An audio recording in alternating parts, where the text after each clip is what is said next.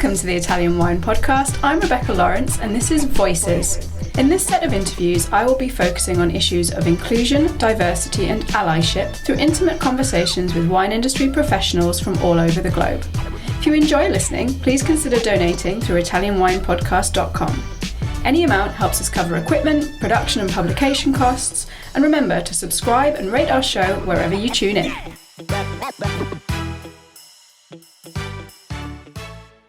Welcome to the Italian Wine Podcast with me, Rebecca Lawrence. I'm super excited to be joined today by Amber LeBeau, self-proclaimed wine geek and wine educator. However, probably our listeners are most aware of you from your blog, Spitbucket. So welcome to the podcast, Amber. Before we dive into a bit of a discussion about virtual wine events, because now seems like the time, I wanted to allow our listeners to get to know you a bit. So maybe you could give us a little bit of background, how you got into wine, into the industry. Sure. Thank you very much for having me. It's a pleasure here. Yeah, I'm just a geek through and through. I grew up in Missouri in the United States where my grandfather had several restaurants, and it's always a rite of passage to work in the family business. And so that was my first exposure. And it was really kind of through history that drew me in. Once I started looking at labels and like, oh, this has ties to Charlemagne.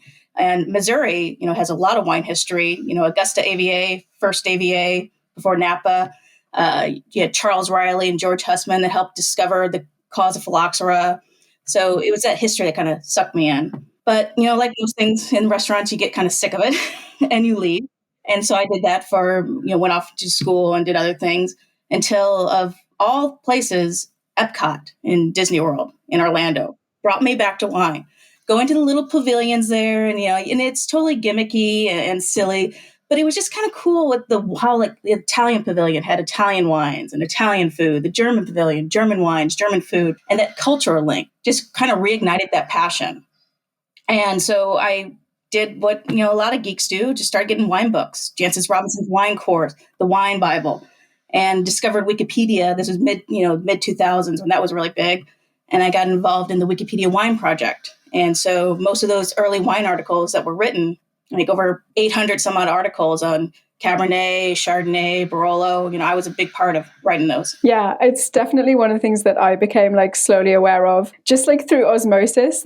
Whenever you Google something, you go to the wiki page and your name would just be there. Every single time I found an entry.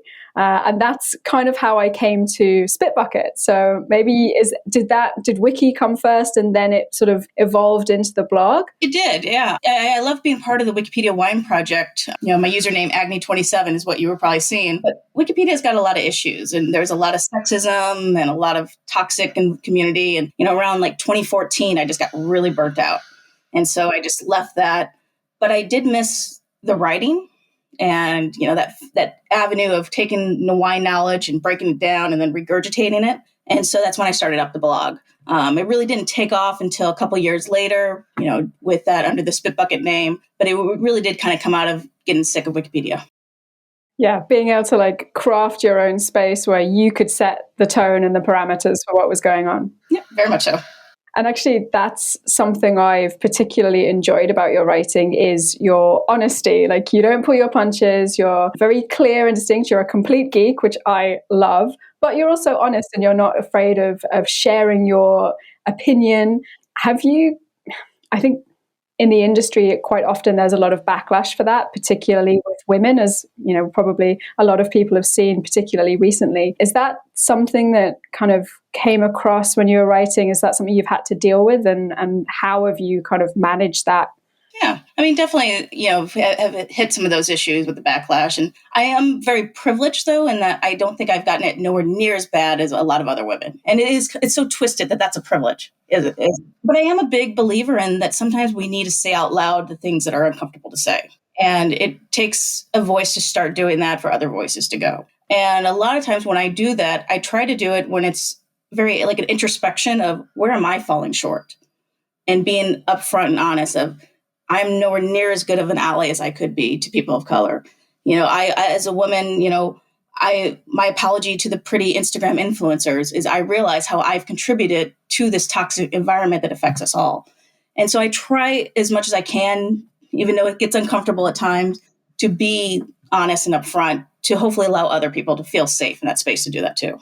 Your honesty as well is particularly impactful, I think, because you're not just being honest about the industry, but you're happy to be honest about yourself. And that post about the apology to the pretty influencer, really resonated with me because I saw so much of it in myself and was like, oh my God, like I need to be calling out myself. And you were like brave enough to do that. And I loved reading the comments, particularly on that piece, because there are a lot of women who I know in the industry saying, yes, this really needs to be said. And this is a really strong piece of conflict in a lot of women in the industry and how we feel about our position, those of us who have privilege, but also maybe those of us who don't. And yeah, I just found that post particularly profound and helpful.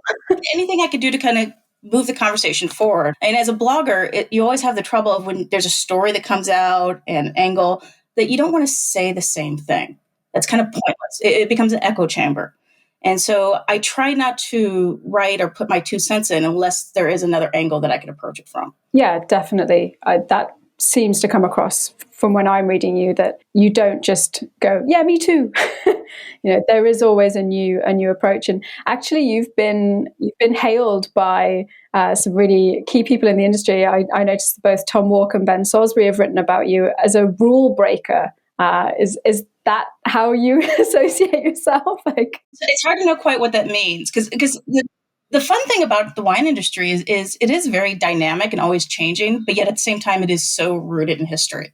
Like I think of the metaphor of like an oak tree is like the perfect metaphor. You have that, it's planted in the ground, it's got the trunk, it's very solid there. And so you think, oh, it's never going to move. But if you look above and look below, you've got the branches that are continuing to expand into different areas. You've got the roots that continue to grow. And that really reflects the industry. We do need to constantly be growing and exploring new spaces, but yet what ties us in, that trunk, is always going to be valuable. So you kind of need all those spaces or all those voices there, the traditional and then, the people that poke the bear a little bit. So speaking of like this conflict maybe between the traditional and the potential for flexibility and movement, I know that you've been pursuing WSET qualifications. You've spoken about how important and how influential Jancis Robinson has been. I really enjoyed your post and your writing about following in her footsteps. So I wondered if, how you found wine education and what you think maybe should be changing, like your views of what's happening in wine education at the moment. Yeah, this is a really incredibly interesting time for wine education. The silver linings of COVID is kind of how it's encouraged us to move more towards the online space, which I think going forward, we're going to see more of that long-term impact in wine education. Partly because it also coincide with a lot of, the wine industry's reckoning with some of its diversity issues. And with the certifications, I'm hoping to finish up my diploma. I've got the big D3 exam here in May. And if I pass and my paper's good, I'm good. But, it's really expensive to do this. It's expensive for the certifications. It's expensive for the wines to taste. It's the same thing if you're taking the, Court of Master Sommeliers track. Wine Scholar Guild's got great programs. Society of Wine Educators, great programs, but it all costs money. And unless you're privileged or also privileged and having an employer that will pay for it, it's really off the limits for a lot of people. And I think the industry is starting to realize that. And, there's scholarship programs that are popping up to help with that. But one of the best tools now that has just fallen into our lap is all this fantastic online content and the ability of an educator in Verona to have students in the US, Australia, India, and connect all at once is immense. And I think we're going to continue to explore that potential and open up a lot more doors that were previously closed. I had a really interesting conversation with Jim Gore recently, who used to be the principal of the London School, is a good friend of mine. And he was talking about how one of the things he hopes that changes from this is that access levels change. And not just in terms of monetary access, but also in terms of like being able to bring together different people in the wine industry who are all over the globe, just because you can now have someone with the wines in front of them anywhere in the world. And I think opening up that access is something that hopefully I want to stick around after COVID, quote unquote. You think of kind of the top of the wine pecking order, the masters of wines, master sommeliers, in the industry, sometimes we kind of deify them as, up on Olympus, those gods. But really, they're just down to earth, normal people. And there's been so many wonderful webinars and events where you get to interact, almost one-on-one with these, master soms and masters of wine. And that's been incredible. That kind of almost added more humanity to the wine industry. Yeah, that's a really good way of putting it. And actually for geeks such as ourselves, because I am exactly the same, just having that access and being able to see a winemaker give a presentation about their wines where maybe I wouldn't have access to that has been a real positive, I think, for our industry. Mm-hmm. And actually that brings us really nicely to online events, which you've been something of a maestro at this time, because you founded virtualwineevents.com. I assume that came out of needing to bring people together to show them that wine events was happening. Yeah. It all comes back to the geekiness. When COVID hit and all the lockdowns, I was in Paris at the time. You can't do anything. All the trips canceled, everything like that. I mean, I used to be hopping on the Eurostar to go to London, every other month for wine events, and that was all gone. So I was looking for something to do. And, a lot of these great events started popping up, the Instagram lives and the webinars. But it quickly, two issues emerged. One, unless you were actively following these wineries or these influencers, you weren't going to know these events were happening. The promotion of these events and getting the word out was really, really tough, especially early on, when this was happening. And then once you did find out about them, how do you keep track of all of them? And there's so many different events there. And my wife, who has a great tech background, she was working from home now and had a much more flexible work schedule with the company she was at the time. She started just creating a calendar initially just for me, just to keep track of things. And then once we kind of realized what it was, that this was something that we could, make a bigger item that could be a tool for the industry to connect the wineries and the restaurants and wine shops and educators with consumers that were looking for it. We launched it fully May 1st of last year. And since then, it's just taken off like crazy. We've had over 10,000 events featured, audiences from over 70 countries, over 450 people have signed up to submit their own events, because that was a big thing, is we wanted to make it easy for, if you're an Instagram influencer, post your IG lives on here. If you're a winery, post your events here. Easy, completely free. We're not trying to monetize this at all. And it just continues to grow. And, to come back to the geekiness about it, I'm imagining you have a lot of data now. Like, you've created this hub for where you can collect data about what's happening in terms of virtual events. So I know you've already written a little bit about this, but maybe you could tell our listeners what you've discovered in the last kind of 9 months or so of data. Well, I will say we do attention to be very limited in the data that we collect, especially being in Europe, want to be very respectful of privacy. Yes, I accept cookies for that. And even then, I don't care about their demographics, their age, their sex, anything like that. It's just pretty much what they're doing, what they're clicking on. And so that behavior element has been really surprising. A couple of the big insights that have emerged, days of the week, when people are clicking on events to look for. Because if you came to the site right now, virtualwineevents.com, it just counts as a front page view. You're just looking at the events that are happening today. But if you started clicking on, what's happening next Monday or what's happening Saturday, that counts as a special event because you're making a deliberate action. And when I started breaking it down with the days of the week that people were clicking on, the most popular day in terms of events is always Wednesday, Wine Wednesday. It's a social media thing that it's like everybody does. That is one of the least popular days that people click on. People are clicking on events. The most popular day was Sunday. And that tends to be one of the, fewest events are on Sundays. Very rarely do people host events on Sundays. But yet that's a day that people are actively clicking on, looking on Sundays of when there's something to do. And so there is that dichotomy that shows up quite a bit in different things. That's really fascinating because, like you say, you wouldn't expect that, but now people know that. It's like, well, you've got a ready audience. Make your event stand apart by putting it on a day when I guess maybe people are at home, they don't have so much to do, they're in lockdown, they've already spent a day with their spouse, with their partner, with their kids, with their pets, and they just want to chill out and learn something about wine. And I think even when things get normal, Sunday is still going to be a good day, even when things are normal. Because people are coming home, even if they went out for the weekend, they're at home, they're ready to relax. That is a good time for a virtual event. I shall note that down. for our future events for the Italian Wine Podcast, that we should be doing them on Sundays. I think that's really, really fascinating to, like you say, to think about. Yeah, I would expect it to be like a Wednesday or maybe a Friday night, but people have actually got stuff already going on at that point. The other big insight that jumped out is what people are searching for. We partner with Algolia, which is a Paris-based search engine company that does a really good job with tabulating search results. And like the last 90 days, we had over 800 searches. Not once did anybody search for things like Cab or Cabernet Sauvignon.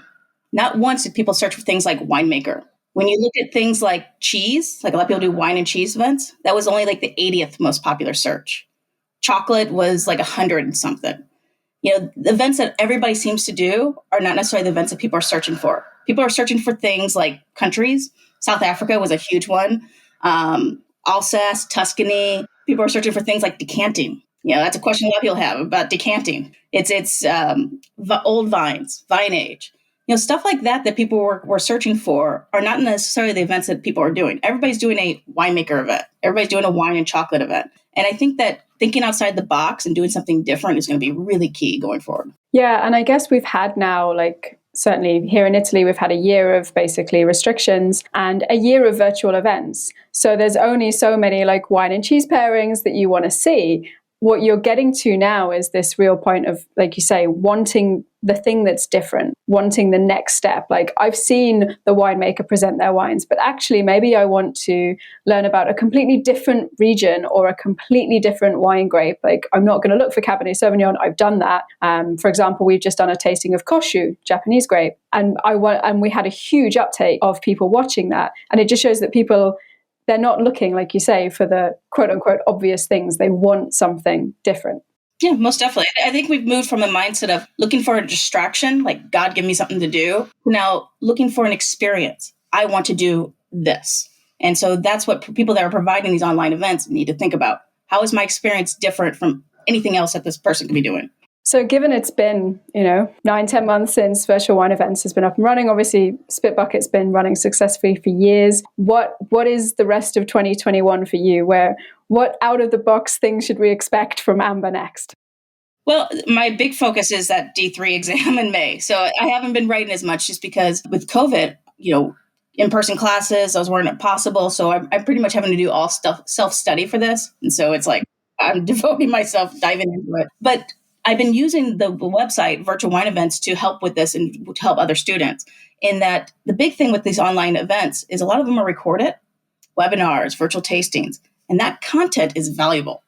And so we have it where you can upload replay links to all these webinars, all these contents. I have almost 5,000 webinar links and virtual tasting links, Instagram lives and things that if you type in a subject, like let's say you want to learn about the wines of Piedmont and you can click video search, it will bring you all these videos of these fantastic webinars from, the WSET School London, 67 Pall Mall, and producer webinars. That is just such a wealth of education. That's incredible. What a resource for people. That's the future, I think, going in, is those replay links. A lot of people are so caught up into, how many people do I have attending this event right now? How many tasting packs did I sell for this event? But really, the dividend gets paid out weeks, months, years down the road with that content that you created. Yeah, we found that with the WSET school here, that our Instagram lives, not that many people log on when it's live, but coming back to it, hundreds of people are coming because they can watch it in their own time. Maybe when they've got the wine in front of them, they've figured out what it's going to be about. So yeah, to have that resource is just amazing. I hope everyone in your diploma class knows that it's there. Tough thing though about Instagram lives is to search on Instagram is so difficult.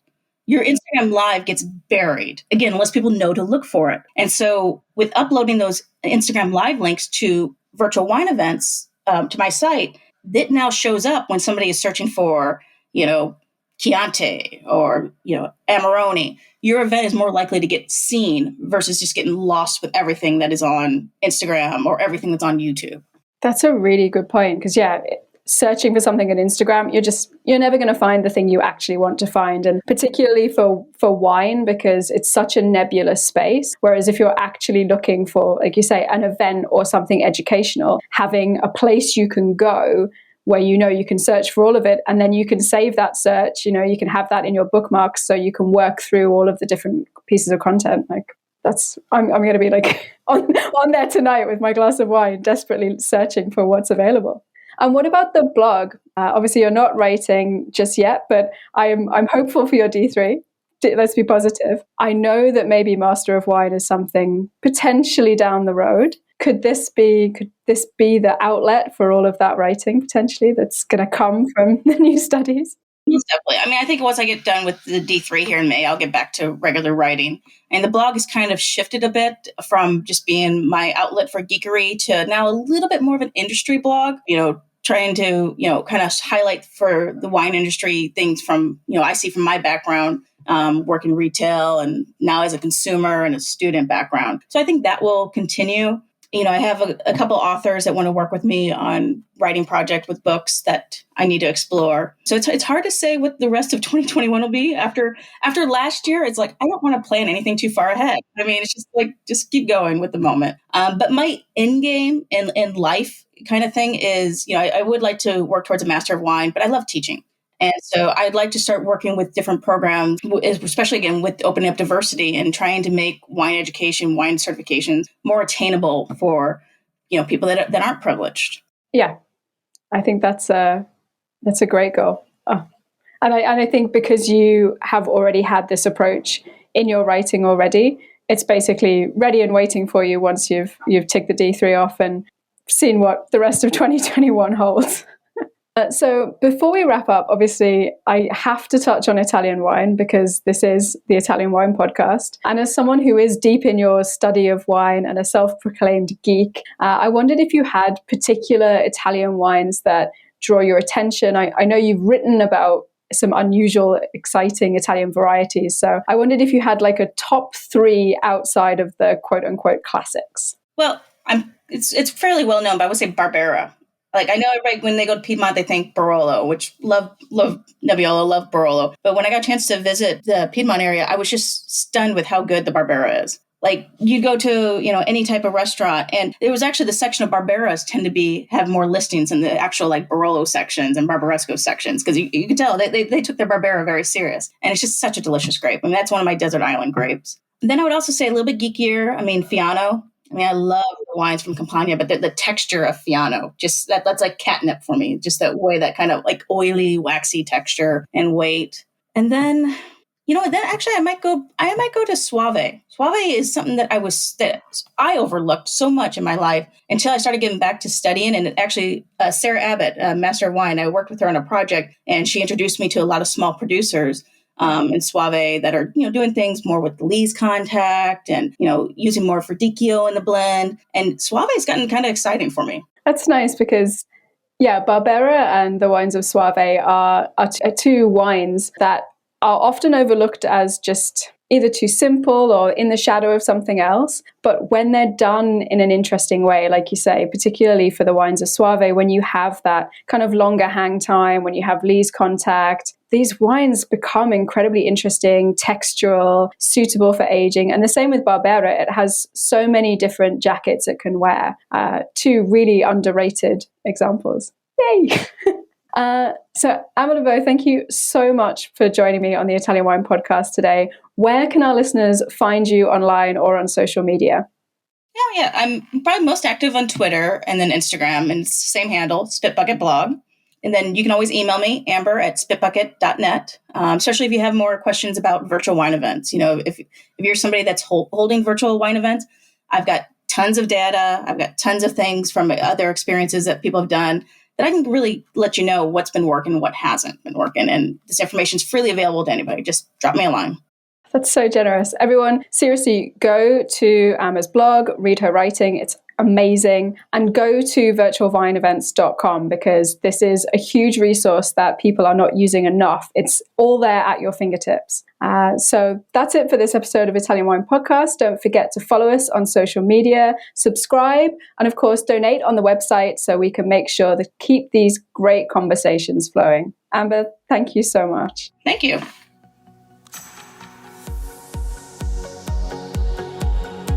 Listen to the Italian Wine Podcast wherever you get your podcasts. We're on SoundCloud, Apple Podcasts, Himalaya FM, and more.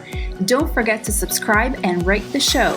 If you enjoy listening, please consider donating through ItalianWinePodcast.com. Any amount helps cover equipment, production, and publication costs. Until next time, chin chin.